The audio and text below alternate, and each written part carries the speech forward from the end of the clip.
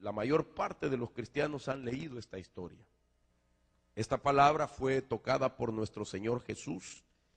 Y lo impresionante de esto, que como es una parábola, es una comparación de un suceso en la vida cotidiana.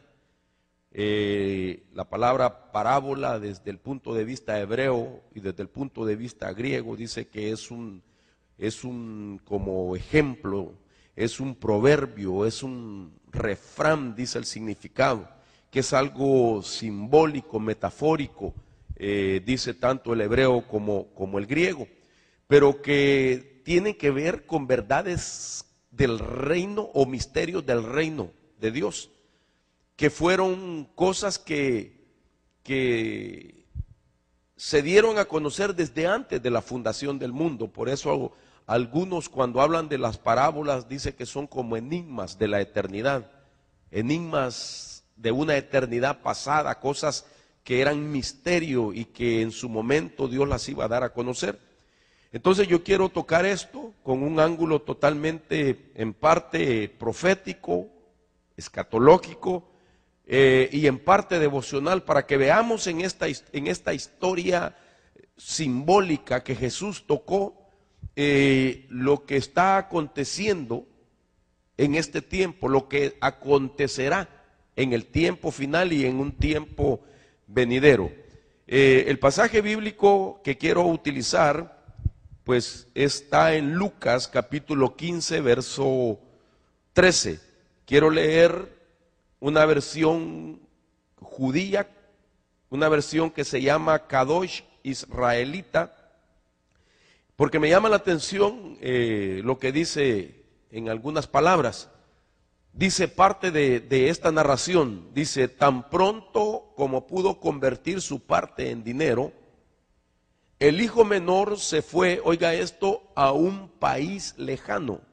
Otras versiones dicen a una región lejana, otras dicen a una tierra lejana, donde derrochó su dinero viviendo una vida atolondrada, dice esta versión.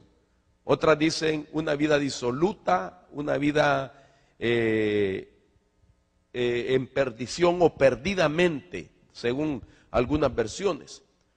La palabra atolondrada a mí me llamó la atención porque significa sin reflexión, significa perdidamente o alocadamente.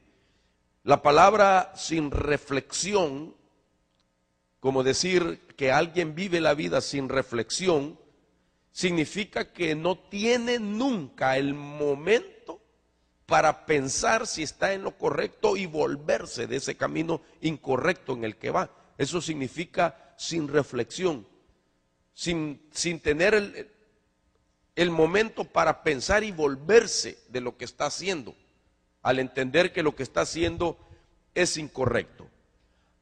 Fíjense qué interesante, quiero hablar lo más básico primeramente, porque esta parábola tiene muchas características, hermano, muy, muy impresionantes. Por ejemplo, se habla de que este hijo sale de una casa, de la casa de un padre, que en la parábola denota que es alguien, hermano, con muchos bienes, un hombre poderoso, un hombre que tenía siervos a su servicio, que en su casa había abundancia de pan, dice la Escritura.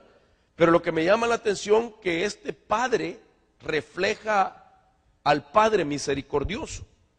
Dice que este hijo, según esta versión, convirtió toda la herencia en dinero, o sea, de que no era dinero directamente el que le dio, sino que, hermano, lo hizo parte de la herencia, de todo lo que él poseía.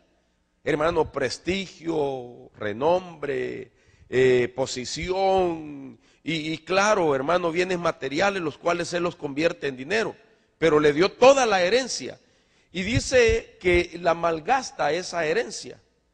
No cabe duda que deja ver que este hijo ya tenía en su corazón, hermano, el daño, de tal manera que, como quien dice, solo estaba esperando el momento para ir a derrochar lo que tenía materialmente hablando hermano, tratando de buscarle otro sentido a la vida, porque la abundancia que le rodeaba no le satisfacía. Impresionante. Que todo lo que tenía no le hallaba sentido a la vida, porque había nacido y había crecido en esa abundancia. Entonces, él tiene que ir a buscar lo que en su corazón él piensa que es el verdadero sentido de la vida. Quiero que capte esto porque esto es importante. Y luego, deja ver, hermano, que sin lugar a duda en su corazón ese mal que ya había es por donde vino la seducción, la desviación de su vida. Y la Escritura dice que se va a una tierra muy lejana. Esa tierra lejana puede presentarse como el mundo o como un estado de vida, hermano, apartada de Dios. El hijo mayor es el que dice que fue a malgastar la herencia del padre en rameras, sistemas de prostitución que es Babilonia sin lugar a duda, y que allá desea comer las algarrobas, que es la comida de los cerdos, hasta que llega un día, hermano, llega el tiempo, estando en un lugar, cuando él decide retornar a la casa del Padre. Interesante esto. Esto es lo más típico que se conoce, esto es lo más familiar que toda la mayoría de las personas conocen respecto a la parábola del hijo pródigo.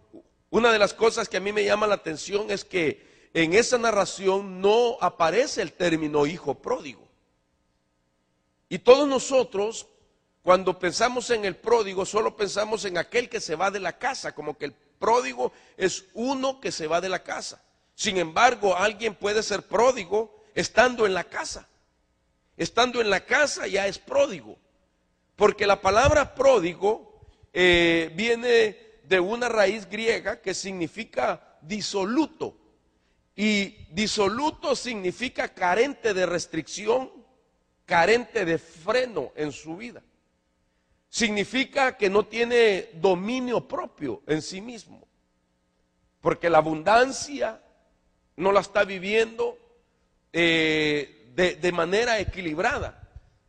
Tanto así que la misma abundancia a él lo llevó a sentirse tan fuerte para decidir abandonar la casa de su padre e ir a buscarle sentido a la vida fuera, hermanos, sin límites, fuera de la supervisión paternal, fuera del cuidado paternal. Lo que él quiso era a vivir de manera disoluta. Entonces, cuando él sale de la casa, es cuando se deja ver que es una persona que desea vivir descontroladamente, hermano, en todo lo que a él le pueda decir que le va a producir una satisfacción. Ahora, lo que me llama la atención a mí de esto es que cuando el Señor Jesús comenzó a hablar de esa parábola, tocó tres cosas en una misma parábola. Es decir, que primero comienza, para poder llegar a explicar al hijo perdido, comienza a hablar primeramente por la oveja perdida y después continúa hablando por la moneda perdida hasta que llega a hablar del hijo perdido. Pero a estos tres ejemplos que él tomó, él dijo que era una parábola, es decir, que no son tres parábolas, no es la parábola de la oveja perdida, la parábola de la moneda perdida y del hijo perdido, no, es una sola, que tiene una explicación profética, hermano, que es lo que a mí me llama la atención. Que usted debe de ver esta parábola como la revelación de parte de Dios a nuestra vida, de lo que le puede suceder a un hijo de Dios, a un creyente, que no logra valorar, hermano, las bendiciones que ya tiene de parte de Dios y piensa que hay algo mejor de lo que Dios le puede dar. ¿Sabía usted eso? De que la salida de mucha gente de la iglesia es porque llegan a pensar que hay otras cosas mejores fuera de la casa de Dios, de la comunión con Dios, que hay cosas mejores que alguien más te las puede Dios dar aparte de Dios. Eso es lo que estamos viendo en esta narración. Este hijo llegó a pensar que alejado del padre, en aquella casa de abundancia, hermano, en aquella casa donde él era un hijo, él podría encontrar cosas que realmente llenaran la satisfacción que él tenía en su corazón, el deseo de las cosas que él tenía en su corazón. Y entonces Jesús toma esa explicación, pero eso nos está hablando de lo que puede suceder en el tiempo final. En el tiempo final se va a dar la oportunidad para que muchos pródigos vuelvan a la casa del Padre, para que mucha gente pródiga pueda volver a Dios, porque hay mucha gente que está apartada de Dios, que se ha alejado de la casa de Dios, que lo que quería era ir a probar un poco lo que el mundo, cómo el mundo sabe, cómo el mundo produce gustos y deleites. Impresionante cuando alguien nace en el evangelio, hermano, en una casa de padres cristianos y él ha crecido en un ambiente donde hay Biblia, donde hay coritos, donde hay adoración, etcétera, donde los domingos se va a la iglesia, los viernes se va a la iglesia, donde papá sirve, mamá sirve, y va creciendo en ese ambiente. Pero que llega un momento que el mundo comienza, hermano, a influenciar, a lanzar, hermano, dardos a su vida, y él piensa que aparte de esa vida hay algo más que él necesita conocer. Lamentablemente esta parábola es profética, no lamentablemente, porque nos va a ayudar a nosotros y le va a dar la oportunidad a otros que se vengan, pero lamentablemente la historia de esta parábola es así, de gente, hermano, que va rumbo a esa vida y que si no es rescatada en este momento, si no se vuelve en este momento a Dios, lamentablemente lo que le espera, hermano, es muy triste y muy terrible, y lo vamos a ver en unos momentos. Entonces, esta parábola tiene 3 tiempos. La Biblia dice que el Evangelio de Lucas comienza diciendo en el versículo 3, entonces, es decir, Jesús les refirió esta parábola diciendo, y mire, hermano, son 3 tiempos. Una parábola que tiene 3 tiempos, y esos 3 tiempos tienen que ver con la vida de nosotros. Hermano amado, tal vez en la vida de nosotros, yo anhelo con todo mi corazón que solo acontezcan 2 tiempos y no el 3er tiempo. Pero realmente ahí vamos a ver que hay creyentes, hay hijos de Dios que esta parábola les va a acontecer los 3 tiempos. Y los 3 tiempos que les acontezcan, hermano, todavía vamos a ver la misericordia de Dios, hermano, a favor de ellos, a los que les alcance los 3 tiempos de esta parábola. Entonces dice el primer tiempo, y usted se va a identificar con este tiempo, dice así, Lucas 15:4, dice, ¿qué hombre de vosotros si tiene 100 ovejas y una de ellas se pierde, no deja las 99 en el campo y va tras la que está perdida hasta que la haya? Oiga, qué interesante. Dice que tiene 100 ovejas, se le pierde una, deja las 99 y se va en busca de aquella que está perdida. Como esta es una parábola, es un enigma, es un misterio del reino, posiblemente, déjeme una pensada en voz alta, posiblemente Dios estaba hablando de 99 creaciones que Él tiene y una de ellas se había perdido. Y esa creación perdida era la humanidad. Y ese tiempo de la parábola ya se cumplió en nosotros, porque usted y yo éramos la oveja perdida de las 100, ¿aló? Y entonces dice la Escritura de que a través del apóstol Pedro dice que entonces Cristo tiene que venir a buscar esa oveja perdida. Dice Pedro en el capítulo 2, versículo 25, pues vosotros andabais descarriados como ovejas, pero ahora habéis vuelto al pastor y guardián de vuestras almas, que es nuestro Señor Jesucristo. Entonces, mire qué interesante que a esta oveja perdida, el pastor Cristo vino a la tierra, nos buscó y nos salvó. Nos encontró. Hermano, nos dio, cuando nos encontró, nos salvó y nos dio el derecho de ser hijos de Dios. A la oveja hay que irla a buscar. Y por eso el Señor tuvo que dejar su gloria, su trono, su poder temporalmente para venir a buscarnos a nosotros. Por eso dice el Evangelio de Mateo en el capítulo 18, verso 11, dice, porque el Hijo del Hombre ha venido a salvar lo que se le había perdido. Nadie busca algo que no le pertenece, si lo busca es porque es de él.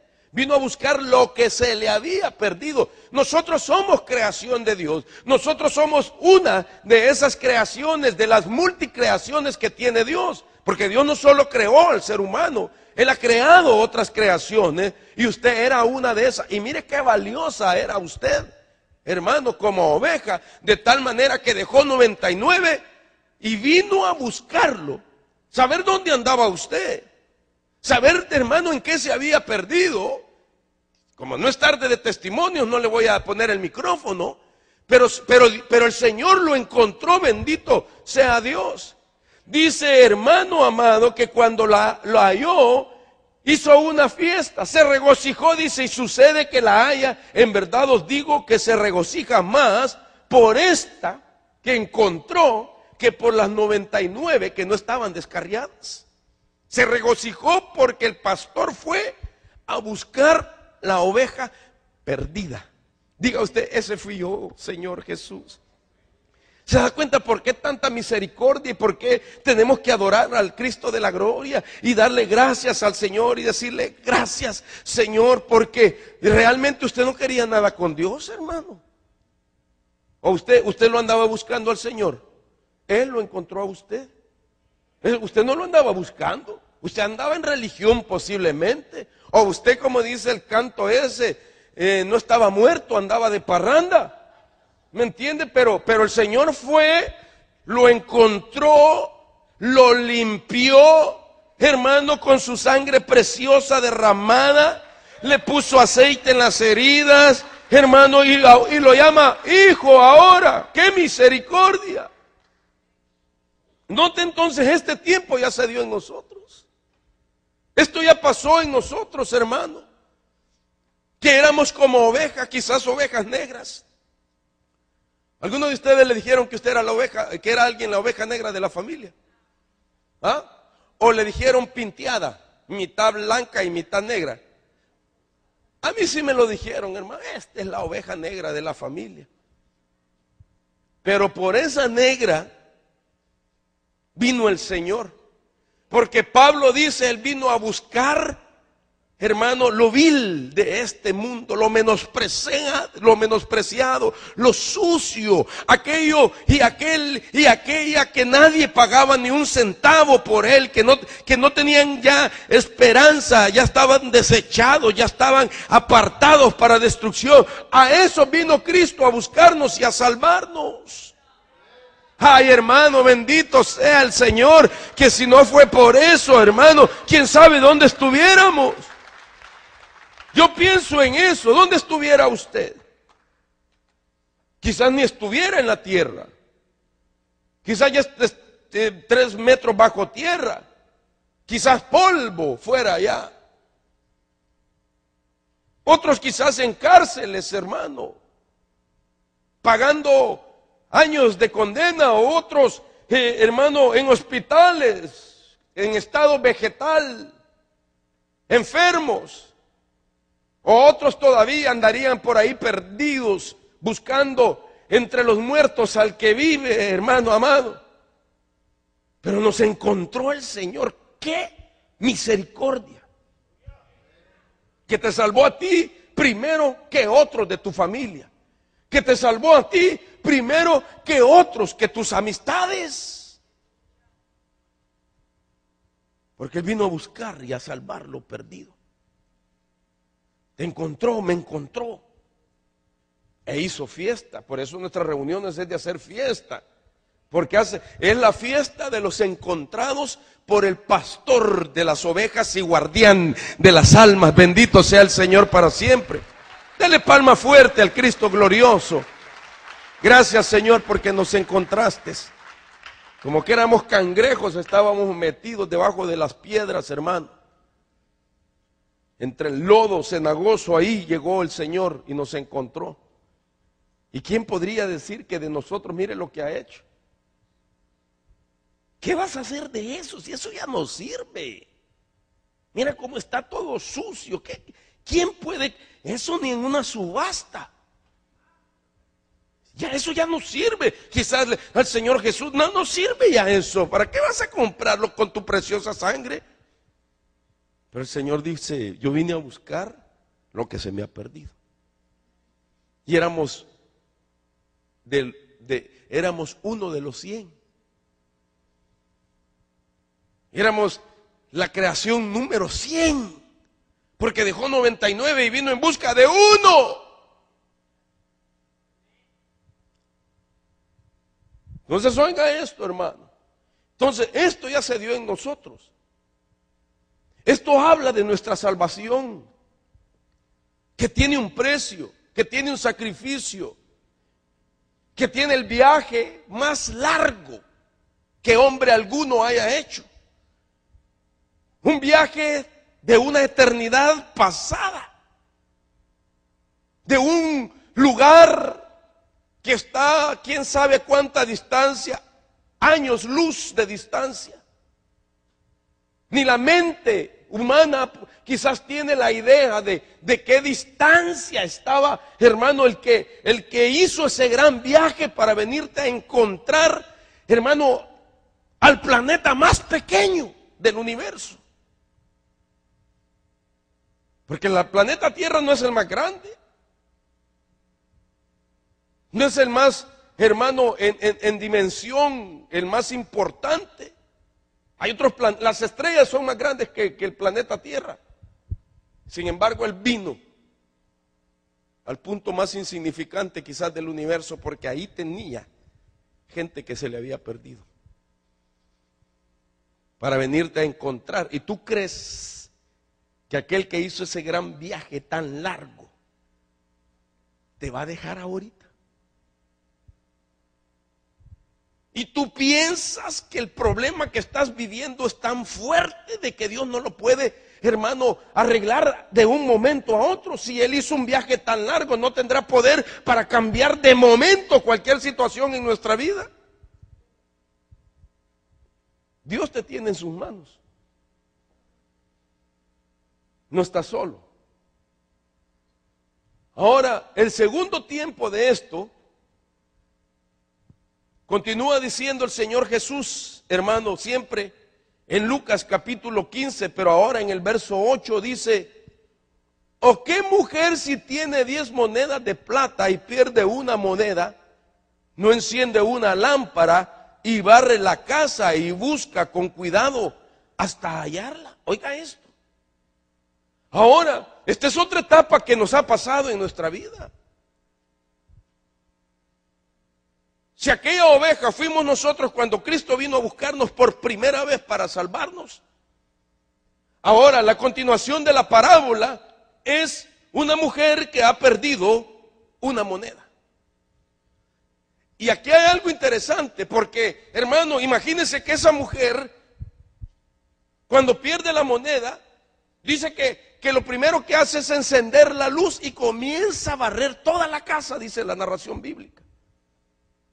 ¿Qué desesperación vivió esa mujer por una moneda? Esa mujer tenía 10 dracmas, 10 monedas, y se le había perdido una. Y aquella mujer, cuando vio que le faltaba esa moneda, ella sabía algo que estaba, hermano, a punto de pasarle que le iba a afectar su futuro. De tal manera que esa mujer, hermano, entra en una desesperación, comienza a buscarla, y esto es una etapa que debe de existir así en nuestra vida, si ese fuera el caso. Y esa etapa, esa segunda etapa, representa la consagración de la novia. Esa mujer es la iglesia. Místicamente hablando, es usted y soy yo. Es la iglesia, que representa el peligro de perder la consagración de nuestra vida. Cuando te salvaron no te pidieron consagración en ese momento, no te dijeron te voy a salvar si estás consagrado, no. Así como estábamos nos salvó. Pero después de salvos sí nos piden consagrarnos. Y ahora, ¿por qué digo yo que es la consagración? Porque resulta que en aquellos tiempos,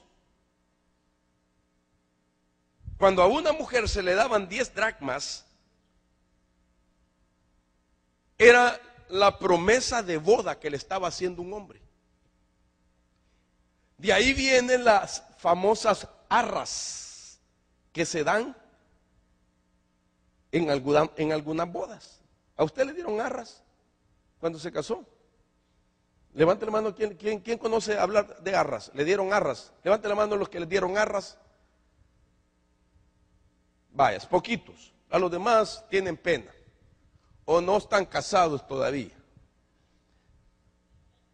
Dice la Escritura, 2 Corintios 1:21, y el que nos confirma con vosotros en Cristo, y el que nos ungió es Dios, el cual también nos ha sellado y nos ha dado las arras del Espíritu en nuestros corazones.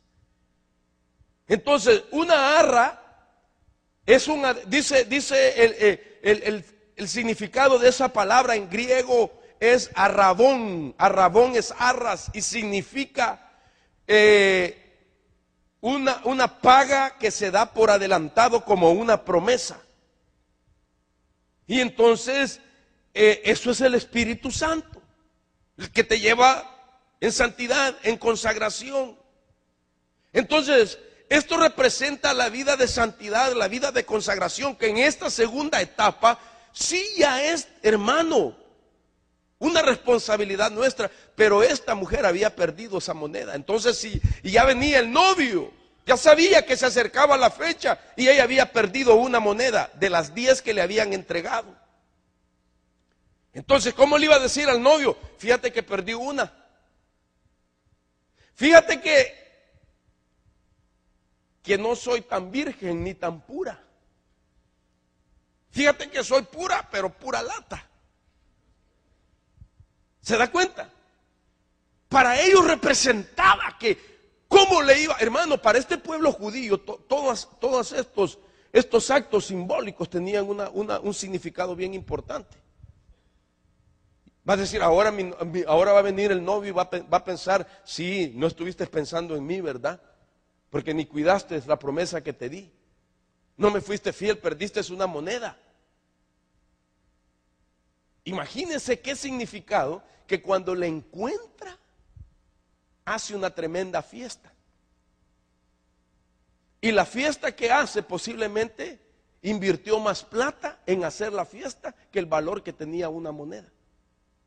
Porque el valor no era físico, sino que era un valor espiritual, simbólico, que al no estar la moneda estaba incompleta la promesa que ella había recibido del novio que vendría por ella, y la promesa que ella le había dado, te estaré esperando y te estaré esperando en estado de virginidad y pureza para ti. Estaré consagrada, esperando tu venida, anhelando tu venida, amando el momento que vuelvas. Hermano, muchos cristianos han perdido esa moneda. Porque ya no están ni consagrados, ni santificados, ni están amando la venida del Señor. Están viviendo la vida dentro de la iglesia, pero sin santidad y sin consagración. Hermano, esto tenemos que buscarlo. Porque si no somos como esa mujer que no reflexionamos en nuestra vida y no nos damos cuenta que ya no está el nivel de santidad, tenemos que encender la luz, tenemos que agarrar la escoba y comenzar a barrer la casa. ¿Sabe qué habla? De limpieza y de volverte a la luz saliéndote de las tinieblas. Tenemos que ver qué grado de tinieblas ha llegado a nuestro hogar, qué grado de desorden hay en nuestra vida. Y tenemos que aplicar la limpieza. Deje la vacuum por un momento y agarre la escoba. ¿Aló? ¿Sí me doy a entender? No sea práctico en esto, sino que seamos gente, hermanos, que reflexiona, no a lo práctico, sino a la realidad, a la verdad, a lo espiritual. Sí, he menguado, ya no amo tanto al Señor, ya no amo tanto su venida, ya no me interesa mucho la palabra. De vez en cuando leo la Biblia, de vez en cuando adoro, de vez en cuando oro. ¿Cuántos de ustedes todavía oran en sus casas? Esposas, ustedes miran a sus maridos orar. Y es el sacerdote de la casa. Es la cobertura del hogar.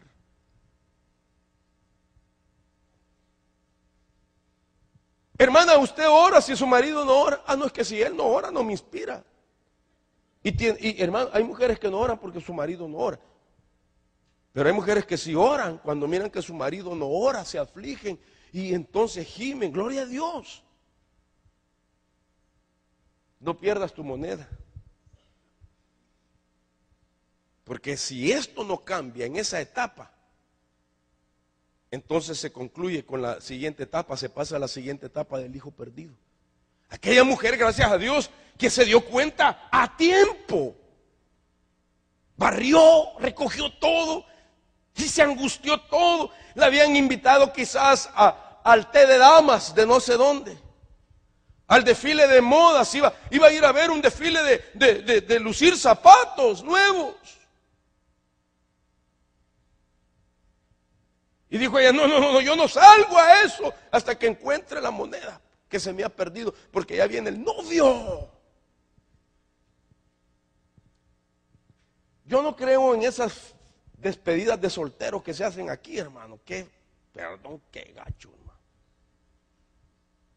Que a la muchacha, antes de que se case, la llevan a ver a un bandido pelado. Que aparece, hermano, todo así cuadradón y con tanga, hermano, y le baila y no sé qué, le mueve todo. ¿Qué es eso? Y la mujer, hermano, ¿qué es eso? Y cuando se va a casar, tal vez su esposo no tiene el cuerpo que tiene ese que salió ahí.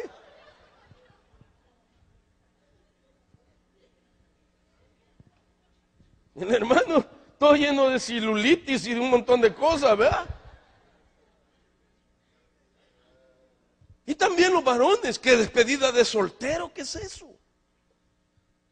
Y ahí van, hermano, y antes de la boda, ella no llegó ni virgen, ni pura. Porque esa noche se puso, hermano, a celebrar su despedida de soltería. Y perdió otras cosas. Perdió la consagración, perdió la promesa que le había hecho, hermano.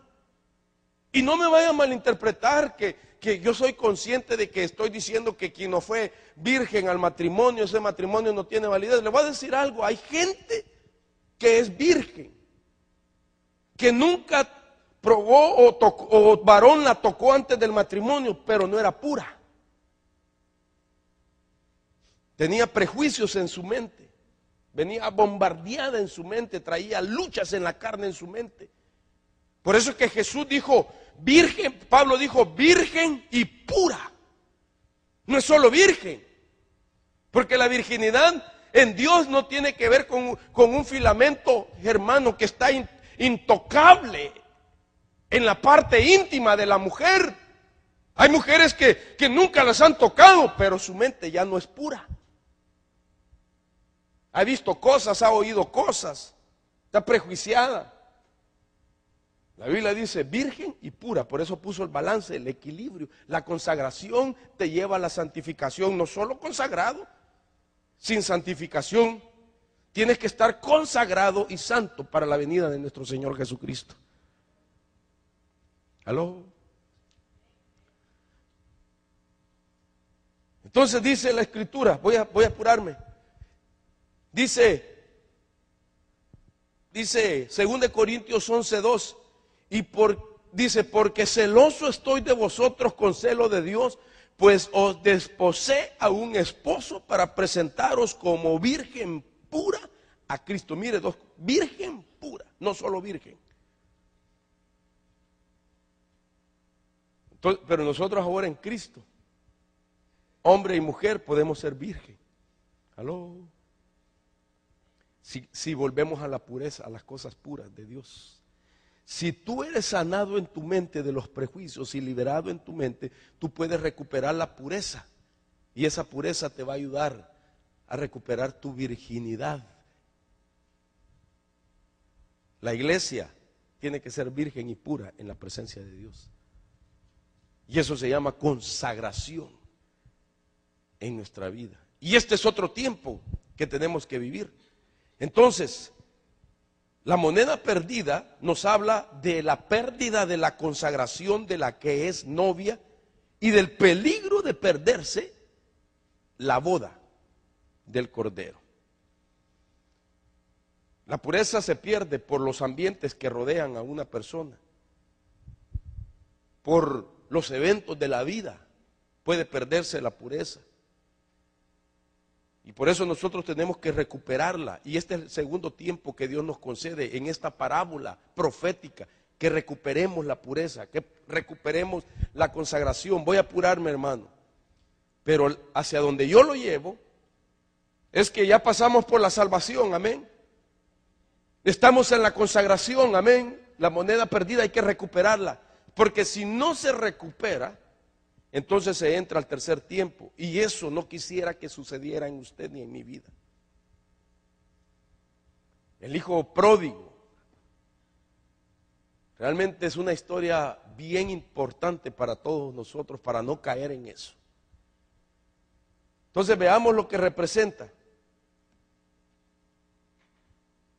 Dice Lucas 15:11, y Jesús dijo, cierto hombre tenía 2 hijos, y el menor de ellos le dijo al padre, Padre, dame la parte de la hacienda que me corresponde. Y dice, y él la repartió, y él les repartió sus bienes. Entonces, esta tercer parte representa el retorno del hijo pródigo de la gran tribulación. Oiga esto. Lucas 15:18 dice que cuando él retorna, me levantaré e iré a mi padre y le diré, Padre, he pecado contra el cielo y ante ti. Hermano, ese hijo es figura de que el que fue salvo primero, de que perdió la consagración cuando ya estaba como iglesia, y que se perdió el arrebatamiento y que fue a parar a la gran tribulación. Y que en la gran tribulación dijo, me levantaré e iré a mi Padre. Hermano, yo no quisiera que usted vaya a la gran tribulación. Yo no quisiera que usted, habiendo oído la palabra, de la cual hoy Dios lo hará responsable respecto a esta parábola de 3 tiempos, usted no pueda consagrar su vida en el nivel que el Espíritu de Dios le está pidiendo, para no ir a parar a la gran tribulación. Note usted el orden de esto. A la oveja perdida, el pastor la fue a buscar. A la moneda perdida hay que encontrar lo que lo que hemos perdido. Pero en el hijo perdido, él se tiene que arrepentir y volverse a la casa de su padre. A uno lo buscan, otro hay que encontrarlo y el otro se tiene que volver a Dios. Cuando nos encontró, Él nos dio el derecho de ser hijos. Ahora, usted y yo, si nos perdemos, ya nadie nos va a ir a buscar porque somos hijos, sino que nosotros nos tenemos que arrepentir y volvernos a la casa del Padre. Imagínense que dice el versículo 14 que juntó todo y partió a un país lejano, oiga esto, y ahí malgastó toda su hacienda viviendo perdidamente. Cuando lo había gastado todo, vino una gran hambre en aquel país y comenzó a pasar necesidad. Todo lo que sacó de la casa del padre se le acabó. Y la palabra hambre, vino gran hambre en aquel país y comenzó a pasar necesidad. Figurativamente son las experiencias de la gran tribulación. Y dice que entonces fue y se acercó a un ciudadano, a un habitante de aquella región, y que aquel lo contrató y lo mandó a trabajar a su granja a apacentar cerdos. Imagínense si había hambre en aquel país, note esto. Y ese hombre, ese ciudadano no era cualquier ciudadano. Había escasez, había hambruna en la tierra y solo ese tenía negocio. Tenía granjas y tenía cerdos. Y lo empleó. No le dice nada a eso, hermano. La Biblia dice que viene un tiempo donde nadie podrá comprar ni vender. Solo aquellos que tienen la marca de la bestia o el número de su nombre, el cual es 666, para poder comprar o vender, para poder comprar algo y comer, para poder comprar algo y vestirse, para poder comprar algo donde vivir. En el día de la gran tribulación el mundo va a estar en gran necesidad, pero solo van a poder comprar y vender los que se dejen marcar con el número de la bestia 666, el número del anticristo. Y aquel se había gastado todo lo que había sacado de la casa de su padre. Y se acercó a ese a pedirle que le diera algo para comer y lo pusieron a trabajar. Cayó en el sistema, cayó en la economía que se va a manejar en los días de la gran tribulación. ¿Usted me está entendiendo, hermano? Entonces, el hijo pródigo es figura de las multitudes que hasta en la gran tribulación se van a volver a la casa del Padre, que habían sido salvos, pero que menospreciaron la abundancia de la casa de su Padre celestial. No vieron las bendiciones que Dios ya les había otorgado, las oportunidades, los favores. Menospreciaron la palabra y pensaron que fuera de la casa del Padre había algo más de valor y de más placer. Nada, hermano, nada. El hijo pródigo, cuando fue a la gran tribulación, se dio cuenta que este no es mi lugar. Si él se recordaba, si allá en la casa de mi padre hay pan de abundancia, hay muchos siervos, y yo era hijo y allá hay siervos. Usted es hijo, yo soy siervo, usted es hijo. A mí me han puesto en la casa para atenderlo, para servirle el pan, para decirle buenos días, Señor. El Padre lo está esperando en la mesa. Va a ir a comer. Dígale a mi padre que hoy no voy a ir. Hoy no voy. No tengo ganas de verle la cara a mi padre. Así hay mucha gente, hermano.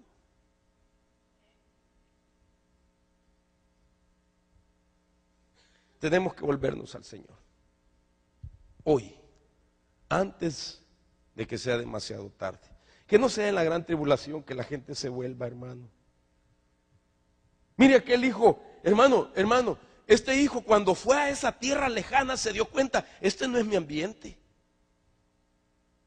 Yo no soy de aquí. Porque mucha gente hasta que ha salido de la casa de su padre comienza a valorar lo que había por dentro. Y este hijo es figura de lo que dice Apocalipsis 7:14. Juan le responde al ángel cuando le pregunta quiénes son todas estas multitudes de toda lengua, de toda tribu, que vienen vestidos con vestiduras blancas y que traen palmas en sus manos. Juan le dice, yo no lo sé, Señor, solo tú lo sabes. Y el ángel le contesta y le dice, estos son los que vienen de la gran tribulación y han lavado sus vestiduras y las han emblanquecido en la sangre del Cordero. Ya tenían vestiduras, pero las ensuciaron. Y la sangre de Cristo tuvo que ser otra vez para limpiarles las vestiduras ahora. Porque cuando tú recibes a Cristo, en la primer faceta de la oveja perdida, ahí te pusieron vestidura, hermano. Esos trapos andrajosos que andábamos de pecados, de muerte, de inmoralidad, de vicios, de cautividad, de esclavitud. Ahí las arrancó el Señor. Nos quitó esas vestiduras viles, sucias, y nos puso vestiduras blancas y resplandecientes. Pero la pérdida de consagración nos lleva a pecar. Cuando se pierde la santidad y la consagración en el corazón y en la mente, el siguiente es el cuerpo, que va a la contaminación, a lo inmoral, a la inmundicia, y se ensucian las vestiduras. Es hijo, pero con vestiduras sucias. Y si no se vuelve, como la mujer, mire, ahí hay una moneda. No es moneda. Si no se vuelve, hermano, para barrer la casa, mira, barre tu casa, barre tu vida, barre tu ambiente, barre tu alcoba, barre donde te sientas, donde meditas, donde piensas en las cosas que puedes hacer y que nadie te va a ver. Barre eso es basura, sácalo hasta que encuentres la moneda de la consagración en tu vida. Porque si no, la gente va a ir a parar a la gran tribulación. Estos en la gran tribulación se volvieron al Padre. Ahora mire esto, hermano. Dice la Escritura, no muchos días después el hijo menor, juntándolo todo, partió a un país lejano. Oiga esto. Y ahí malgastó su hacienda viviendo perdidamente. Aquí hay mucho que podemos hablar.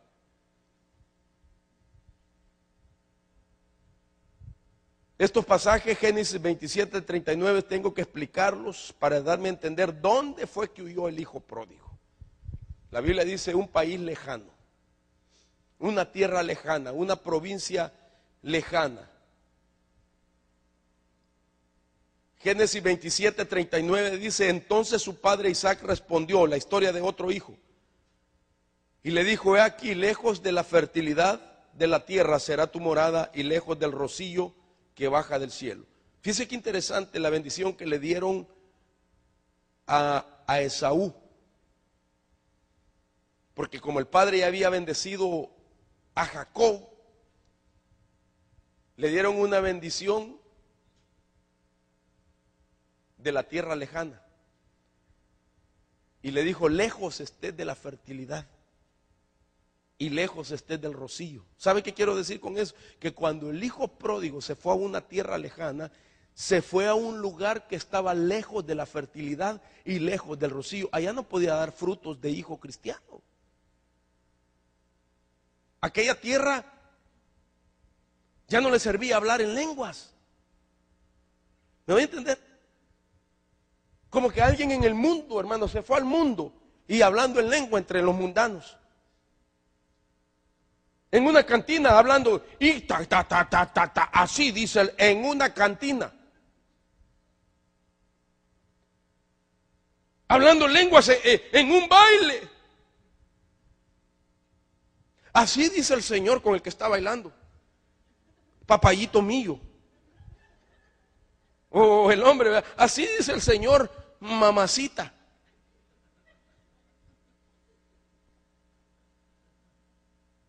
Estaba lejos de fertilidad. Sus frutos ahí ya no valían. Sin rocío. El rocío es la doctrina. Caiga como la lluvia mi enseñanza y destile como el rocío mi discurso, dijo Moisés. El rocío, hermano, son los pensamientos de Dios. Sabe que cuando alguien ya está en el camino del pródigo, se va yendo a la región lejana donde no hay frutos y no hay rocío, y significa que se va a la tierra de los razonamientos. Hermano, cuando alguien se comienza a alejar de Dios, todas las cosas las razona. Razona el congregarse, razona la palabra. Hay gente que razona todo, porque lo que no sabe que está en el camino del pródigo. Razona el diezmar, razona el servir a Dios. ¿Para qué voy a servir yo a Dios? ¿Para qué voy a leer tanta palabra? Cuando uno comienza a alejarse, se empieza a alejar de la fertilidad, de los frutos, de la vida del Espíritu. Comienza, hermano, a alejarse de la vida del rocío. Ya no piensa a la manera de Dios, ahora todo lo razona. Todo lo razona, y eso le pasó al hijo pródigo. Comenzó a razonar porque se fue a una tierra lejana. Esa tierra lejana, dice Segunda de Reyes 20:14, es Babilonia, y Babilonia es el sistema que prostituye la mente.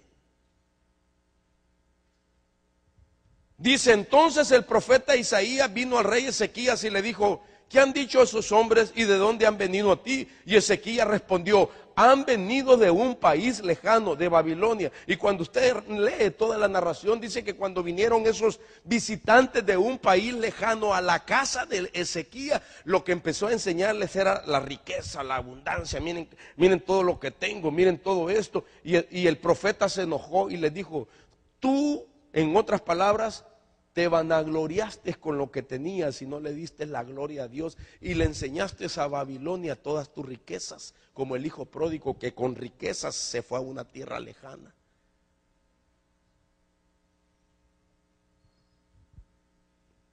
Y el profeta lo exhorta y le dice: ahora todo esto, lo que enseñaste que tenías en tu casa y no le diste la gloria a Dios, todo eso irá a parar a Babilonia.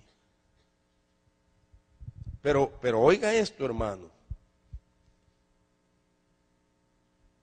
Lo que quiero enseñarle es cómo opera esa operación pródiga. Pero cuando vino este hijo tuyo, le dijo el mayor cuando regresó, que ha consumido sus bienes con rameras, mataste para él el becerro engordado. ¿Sabe usted de que al principio de esta parábola, cuando se habla del hijo pródigo, nunca se dice que se fue a gastar el dinero con rameras? ¿Aló? Sino que el hijo mayor lo dijo: tu hijo fue a malgastar con rameras. Y la narración bíblica no dice, solo dice que fue a vivir perdidamente, pero no dice literalmente que a gastarse con rameras. Pero ¿por qué el hijo dice con rameras se lo gastó? ¿Por qué sabía él qué había en su mente? ¿Cómo es que lo estaba juzgando?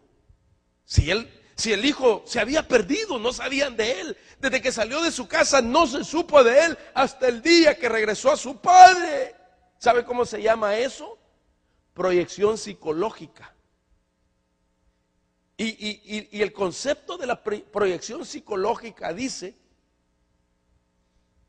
que la persona juzga a los demás desde una debilidad que tiene. No sé si me estoy dando a entender. Desde su prejuicio, desde el problema que tiene en su propio interior, juzga a los demás. Como en paréntesis, el hijo mayor hubiera hecho lo mismo si sale de la casa de su padre. O sea que hay gente que puede estar juzgando lo peor de otro. Y eso se llama proyección psicológica. Aquel pecando está. ¿Y tú cómo lo sabes que eres el Espíritu Santo? Ay, que yo ya soy zorro viejo, hermano. Yo no. Así dicen algunos, yo soy zorro viejo ya. Si yo vengo del mundo. Mire, perdón, hermanos, pero yo he oído un dicho, perdón por los hermanos que son de esa región. A mí me han dicho, si yo vengo del Tepito, hermano. Yo del DF ahí, hermano, yo me las puedo, ese, olvídese. Así me lo puedo, si yo aprendí en la calle todas las mañas, y entonces todavía está con mañas en la iglesia. Así me han dicho, hermano. Si esas tranzas yo las hacía, pastor. ¿No quisiera traer usted una transita de esas? Hermano, eso se llama proyección psicológica. Nadie dice de que se había ido a gastar con rameras, pero el mayor dijo, con rameras se la fue a gastar. Eso se llama proyección psicológica. Ahora mire, hermano, hacia dónde lo llevo. Es interesante porque sin lugar a duda, sí hay un sistema que prostituye, que es una ramera. Apocalipsis 17:5 dice, y sobre su frente había un nombre escrito, un misterio, Babilonia la grande, la madre de las rameras y de las abominaciones de la tierra. Dice que ella ha bebido la sangre de los santos. O sea que este es un sistema que sí saca a la gente de las iglesias y las lleva al mundo. Pero me tengo que apurar porque me faltan 5 minutos para explicarle lo siguiente, lo escatológico de esto. Porque yo creo que esta es una parábola escatológica que nos puede enseñar en qué tiempo estamos. Y Dios quiera, con todo mi corazón, que usted no le conteste la tercera faceta de esta parábola. Que como hijo pródigo, alguien diga, me voy a volver en la gran tribulación. No, hermano, hoy es el tiempo. Y no volverse hasta que a la tribulación llegue. Porque mire qué interesante lo que vamos a enseñarle entonces. Quiero adelantar. Dice que entonces, de que se va a ese país lejano, se acerca a un ciudadano, pide de comer y lo ponen a trabajar. Hermano, y Jesús era judío y les habló a los judíos. Y la idea es que para un judío es abominación, es algo inmundo, muy bajo, tener contacto con los cerdos. Y les habló a judíos, les está hablando una narración de una familia judía, un hijo judío, un creyente si usted quiere como nosotros, compacto, que lo pongan a trabajar, apacentando cerdos, es lo más bajo. Y el hijo pródigo, ese hijo, ni siquiera dijo, de estos cerdos una mi chuletita asada que me haga. Unos mis chicharroncitos que me haga, con limoncito me conformo para llenar mi vientre. Un mi revolcadito que me haga ahí de nada. ¿Sabe qué dijo? Deseaba comerse las algarrobas de los cerdos y nadie se los daba. ¡Qué misericordia! Yo me fui a buscar qué son las algarrobas y vi algunas fotos. ¿Me entiende? Que de lo que son las algarrobas, las semillas que le daban a comer a los cerdos. Son como unas vainas llenas como de semilla de frijol, de semilla de frijol. Y eso le daban a comer. Pero lo impresionante de esto no es, hermano, porque yo digo que la misericordia estaba tan tremenda, porque mire lo que significa algarrobas. Dice Lucas capítulo 15, 16, y deseaba llenar su vientre de las algarrobas que comían los cerdos, pero nadie le daba. La palabra algarroba significa cuerno pequeño. Algarroba, queratión, y queratión significa el cuerno pequeño. ¿Y usted sabe qué es el cuerno pequeño en la Biblia? El anticristo. Hermano, no, oiga esto. Según Daniel capítulo 7 y capítulo 8, el cuerno pequeño es el anticristo. Dice, y de uno de ellos salió un cuerno pequeño, queratión, algarrobas, que creció mucho al sur y al oriente y hacia la tierra gloriosa, y se engrandeció hasta el ejército del cielo, y parte del ejército y de las estrellas echó por la tierra y las pisoteó.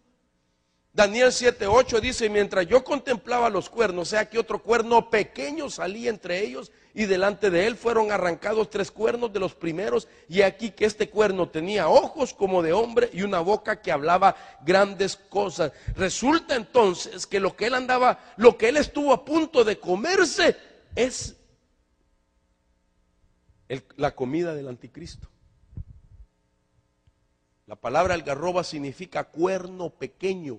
Quiso comerse el cuerno pequeño. El anticristo quiso llenar su vientre. Hermano, el anticristo no se presenta, el espíritu del anticristo, como algo horrible que nosotros lo detectemos y lo desechemos inmediatamente. El espíritu del anticristo es algo seductor, que en tu mayor necesidad se presenta. Pero si ese hijo hubiera comido las algarrobas, que quiere decir queratión, que significa cuerno pequeño, que es el anticristo, entonces lo están marcando con el 666 para la destrucción total. ¿Usted cree que la gran tribulación va a ser algo fácil vivirlo? Si mire las recesiones hasta dónde nos llevan, hermano, a la humanidad. La Biblia dice que en aquellos días las criaturas recién paridas serán estrelladas contra las paredes para que los padres nieguen a Cristo y se dejen marcar por el 666. Y como nadie va a poder comprar ni tener para comer, hermano, y el amor de un padre y una madre, ¿hasta dónde lo puede llevar? ¿Qué haría? No sé, no puedo decirlo así. Piense, ¿qué le puede pasar a una familia que se quede a la gran tribulación y que le digan, niega la fe si quieres comer?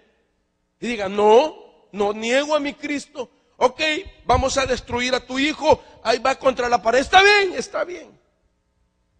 Por amor a mi hijo.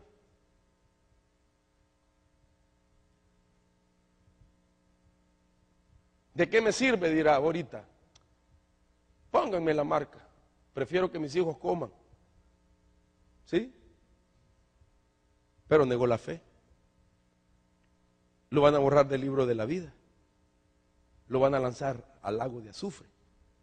Porque se dejó marcar por la necesidad que había.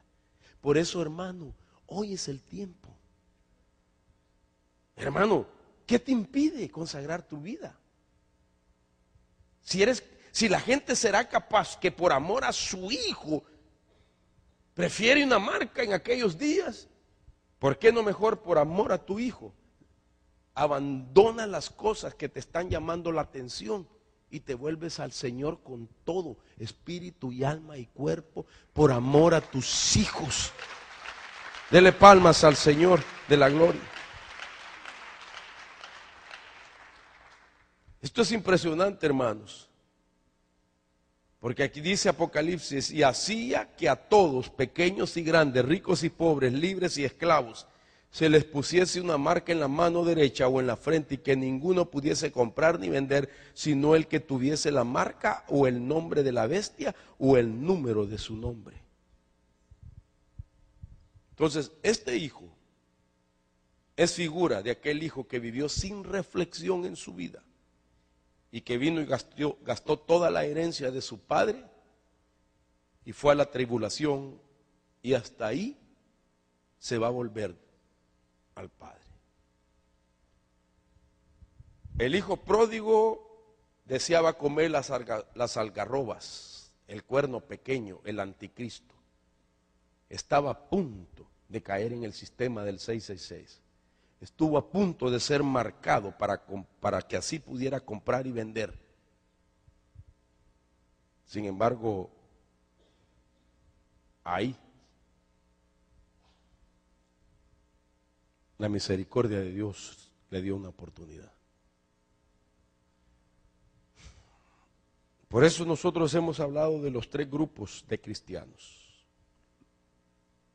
Los que se van antes de la tribulación, los que se van a la mitad de la tribulación y los que se irán al final de la tribulación.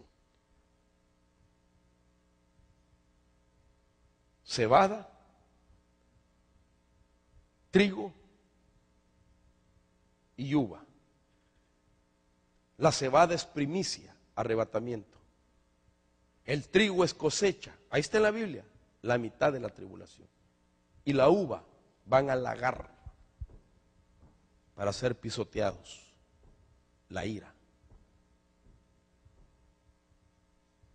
Ese se fue a la mitad de la tribulación, se volvió al Padre.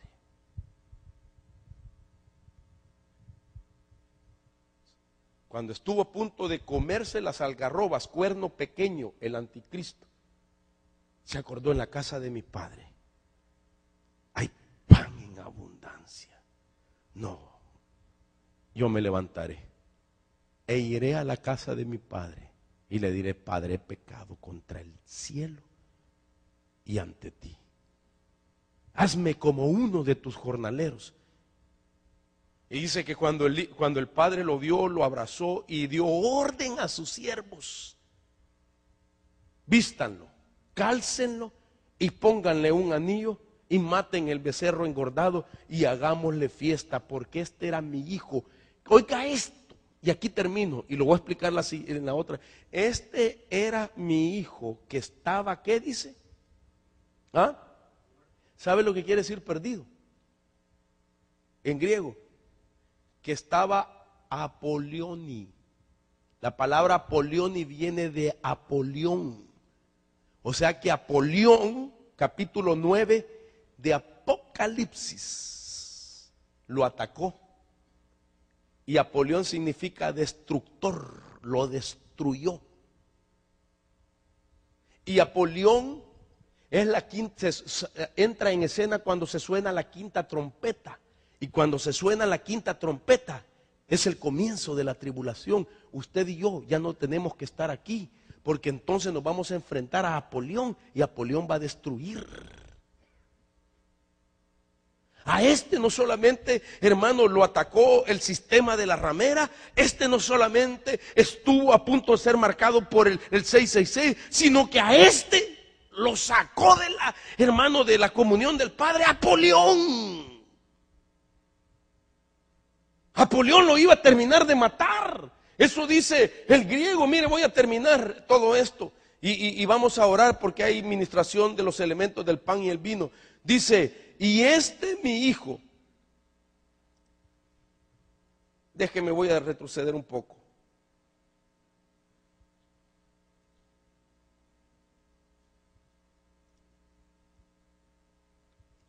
Y este mi hijo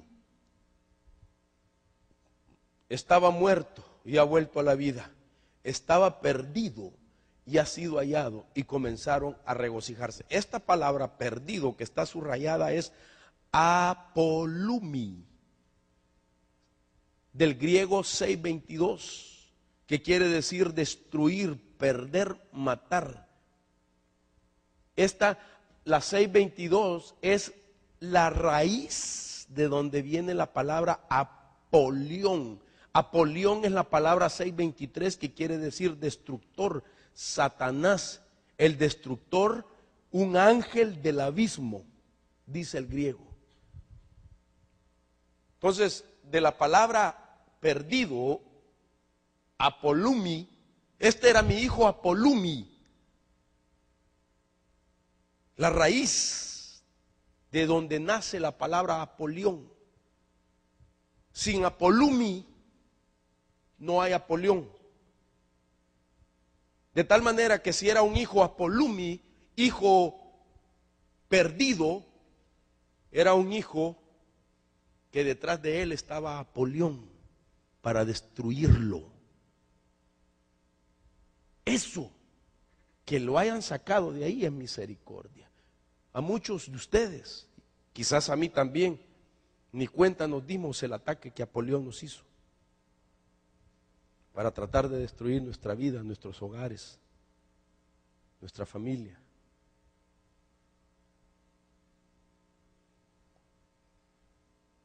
Era un hijo,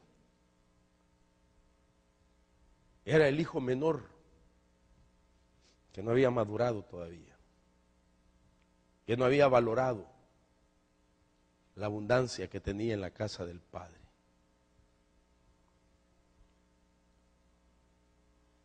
El principio bíblico sí dice es que al que más se le perdonó, ¿sí? ¿Qué sigue diciendo? Más dio gracias.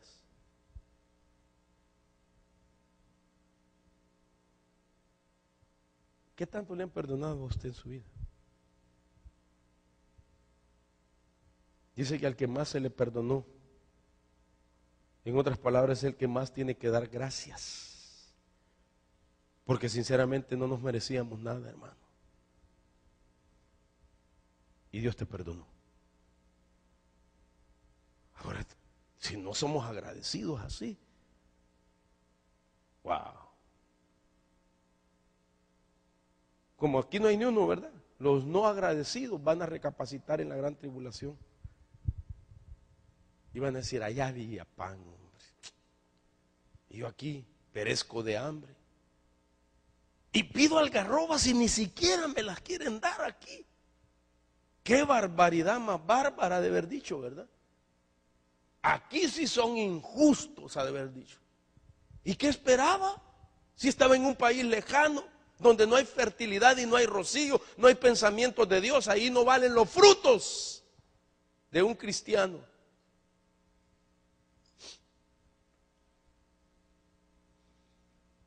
Si yo soy hijo de Dios, ¿y por qué no me dan algarroba? ¿No te diste cuenta? Quizás le dijeron que estás en un país lejano. Aquí no vale que sos hijo de Dios, mano. Aquí te separaste de la casa de tu padre y te toca entre medio de cerdos. Wow.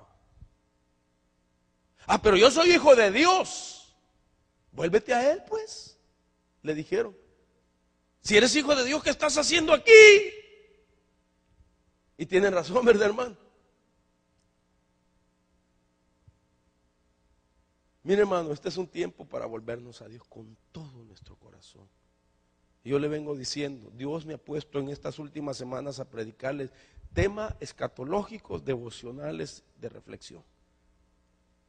Recibí una llamada, mire esto, y termino con esto. Voy a pedir a mis servidores que vayan pasando para ministrar el pan y el vino. Y présteme atención a esto. Esta llamada que recibí me impactó mucho. Y hablaba de un hermano que Dios lo había salvado del alcoholismo. Había bebido casi toda su vida.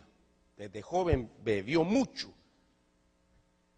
Y su sistema había quedado muy mal, pero conoció al Señor. El Señor lo rescató en una cárcel. Se convirtió a Cristo. Y aquel hombre comenzó a testificar, la gente que lo vio, que cambió su vida. hermano, se admiraban y empezaron a creer. ¿Y qué te ha pasado? Contanos, ¿qué conociste? Y él les empezó a hablar que conoció a Cristo, hermano, en su casa, y le empezó a llegar gente y a llegarse gente. ¿Y sabe qué? Empezó una iglesia. Empezó una iglesia. Esta llamada que me hizo esta persona me contaba eso. Y empezó una iglesia y empezó a crecerle la iglesia, hermano, amado. Y volvió a caer en el alcoholismo, siendo pastor. Y dice que se pegó una borrachera. Y ya su sistema ya no le aguantó y fue a parar al hospital. Y en el hospital, él decía, yo no sé si me voy a poder levantar. Y comenzó a hablarle a la gente de la iglesia lo llegó a ver en el hospital. Y él comenzó a pedirles perdón a toda la gente, a las ovejas que él pastoreaba. Perdónenme, perdónenme, pero yo sé que no me voy a levantar. ¿Y sabe qué? Eso pasó el domingo. El lunes le dio un ataque al corazón en el hospital y murió. Pero antes de eso, se despidió de todo el pueblo. Y sabe, cuando me contaban esto dije, qué misericordia de Dios. Porque este hombre se lo llevó el Señor, en vez de que fuera la gran tribulación. Quizás en la gran tribulación le iban a dar otra oportunidad. Quizás él hubiera aguantado los peligros de la medianoche o los dolores de la gran tribulación. Quizás se hubiera vuelto, o quizás se hubiera comido las algarrobas y lo hubieran marcado con el 666. Mucha gente tiene la oportunidad para volverse. Otros. Y me preguntaban, hermano, ¿cómo es eso? Se lo llevó el Señor. Pero porque hay algunos que no les pasa nada. Allá les van a dar otra oportunidad en la gran tribulación. Como solo me acordé del hijo pródigo yo. O quizás no son hijos. Eso no me toca decirlo a mí. Pero solo veo dos oportunidades futuras. Si aquí no nos disciplinan y no nos tratan aquí,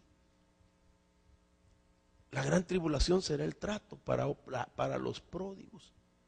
Y si no los tratan allá como pródigos, entonces no eran hijos. Nunca se convirtieron. Nunca dijeron de corazón que Él era el Señor. Hermano, este es el tiempo que estamos viviendo. Mire, yo tengo que decirle esto. No pretendo incomodar a nadie, pero yo quiero ser libre de su sangre.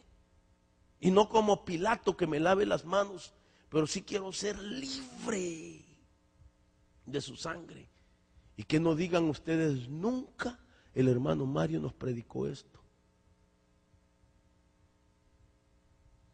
Yo no sé cuántos conocen a Carlos Spurgeon. Le llamaban el príncipe de los predicadores. Este hombre, en el libro que él hizo, el libro para mis estudiantes, él pone que les está predicando una palabra de arrepentimiento. Y entonces él dice que él tiene que hablarles así para que no sea, dice él, que por no predicarles esto y porque ustedes no sepan esto, juntos vayamos al infierno, dice. Y que ustedes en el infierno cuando me vean a mí digan, malditos, por tu culpa estamos aquí. Oiga esto.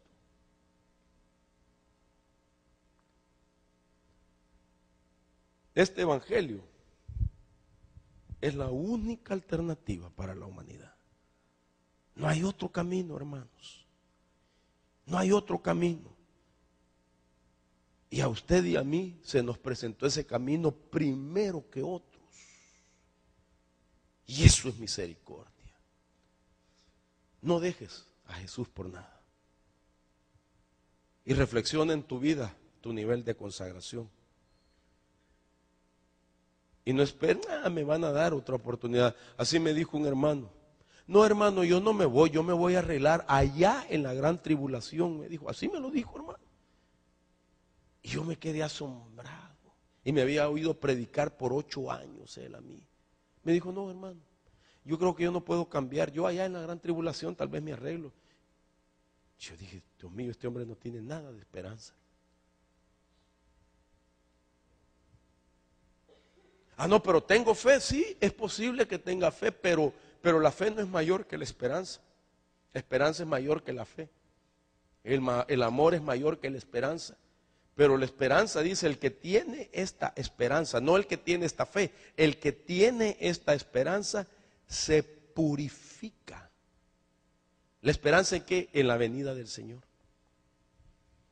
El Señor viene. Y yo solo quiero pensar, ¿cómo será ese día cuando nos llamen a cuenta, hermanos? Y cuando yo pienso en eso, yo digo, wow. Señor, ven pronto. Porque mira cómo está todo. Pero, tárdate un cachitito para que pueda arreglar algunos mis clavitos. ¿Aló? No vengas hoy, ven pasado mañana. Así tengo tiempo para arreglarme. Pero ven pronto. Pero hay unos que dicen, si así dicen. Desde que me acuerdo, mi tatarabuelo decía, ya viene el Señor y miren, y no ha venido. Y dice la Biblia que hay muchos que tienen como tardanza la venida del Señor.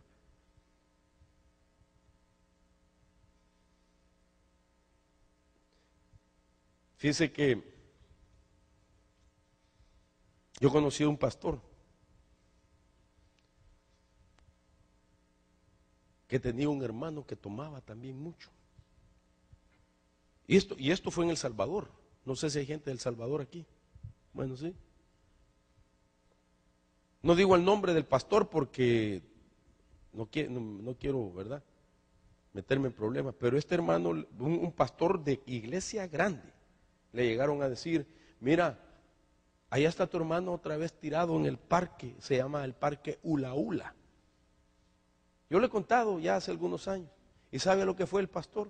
Al ver de que no se levantaba, llegó y lo fue a hallar tirado y le dijo, mira, hermano, ¿no quieres que ore mejor por ti para que te lleve el Señor? ¿Y sabe qué le dijo el hermano? Su propio hermano. Sí, le dijo, mejor que me lleve. Y oró, Padre, en tus manos encomiendo a mi hermano. Él cree que no se puede levantar. Ayúdalo, Señor, y llévatelo mejor. Y lo dejó ahí. A las 3 horas le llegaron a decir, su hermano acaba de morir. No le estoy poniendo este ejemplo para manipularle su alma, Dios me libre, ni manosearle el alma. No quiero manipular a nadie con temores, pero sí tengo que llevarlo a una reflexión. Si usted y yo estamos conformes cómo estamos viviendo la vida de Dios y el Evangelio, estamos equivocados. Siempre debe haber una marca mayor a la que tenemos que anhelar pasar.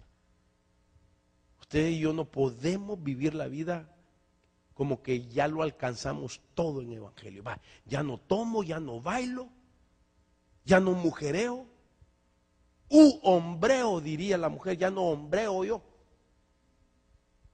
Ya se acabó. No. Ya no digo malas palabras. Pero el que dejó esas cosas, ahora la meta es pasar al mejor nivel de una vida consagrada y santificada. Para irnos con el Señor. Póngase sobre sus pies. Padre, en el nombre de Jesús,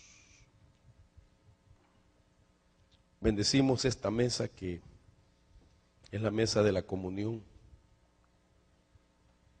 Y te pedimos que en este momento tú puedas ayudarnos a renovar nuestra vida de pacto contigo. Hermano, ahí donde está usted, ¿por qué no si usted puede examinar su vida y si Dios le ha hablado a su corazón, pueda pedirle al Señor que le conceda una oportunidad de poder alcanzar algo más en Dios, una relación más íntima con el Señor, una vida de obediencia, una vida de búsqueda, de que usted sea como esa mujer que ya se dio cuenta que se ha perdido una moneda.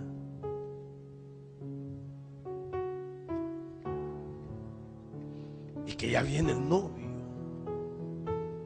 y que le va a decir: ¿dónde están las arras del Espíritu que te entregué?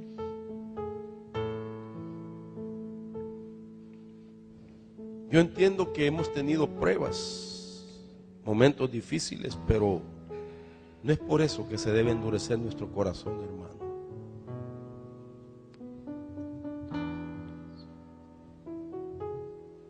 Esas adversidades que nos han venido o que le han venido a alguien no deben de ser las que te apaguen el amor al Señor. Porque si se apaga el amor al Señor, te vas a sentir extraño en esta tierra. Tu corazón se puede endurecer. Ni oyendo ni viendo las cosas.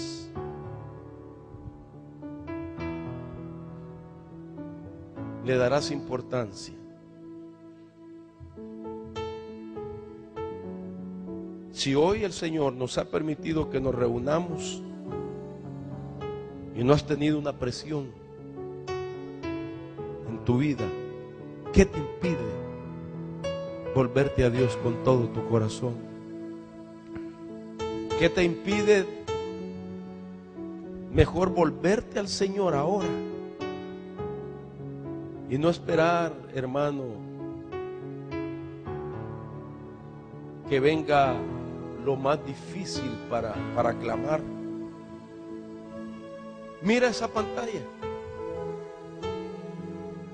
Esos son los dos tiempos. A un lado está el Padre recibiendo al que se volvió en la tribulación. Y hacia un lado está el Hijo que vino a Cristo para ir al Padre a través de su sacrificio. No esperemos llegar a la segunda faceta. Ya la cruz fue quitada. Ya tú estás en Cristo. Busca esa moneda que se te ha perdido. El Padre abrirá sus brazos para recibir a los pródigos, es verdad. Pero pasarán por los horrores de la medianoche, por los tormentos de la gran tribulación. Tendrán que pelear contra Apolión y van a desear comer las algarrobas, el cuerno pequeño del anticristo, pero ahí Dios no lo permitirá. Cuando tú te vuelvas a Dios con todo tu corazón,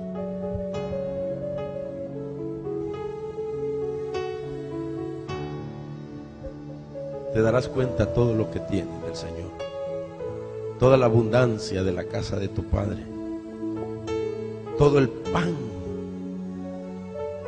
que tienes, toda la vestidura que te han proveído, todos los servidores, aún ángeles, hermano, que nos guardan, que nos sirven. Si no te han podido destruir, literalmente es porque Dios ha puesto ángeles que no lo permitan. Te ha librado de cosas. Has estado en peligro, sí, pero no has sido destruido. Eso es misericordia de Dios. Padre, en el nombre de Jesús, deje que su Espíritu Santo pueda ministrar su vida y dígale: Señor, yo quiero más de ti. Dígale eso: Señor, yo quiero más de ti. Te anhelo, mi Señor. Me vuelvo a ti hoy. Me vuelvo a ti, Jesús. Pues quiero ser, dile, ofrenda de, sí, Señor, adoración en el nombre de Jesús. Para ti, Señor. Sí, Señor. Pues quiero ser En el nombre de Jesús. ofrenda de adoración para ti, Señor. Aleluya, Jesús. Pues quiero ser ofrenda de adoración para ti, Señor. Pues quiero ser ofrenda de adoración para ti, Señor. Mírame. Vaya pasando, mi hermano. Vaya pasando por los elementos del pan y el vino, por favor. Examíname y dime si hay en mí algo que no Con fe, te agrada. con gratitud, con alegría, renovando los votos. Examíname y muéstrame lo que debo cambiar, pues quiero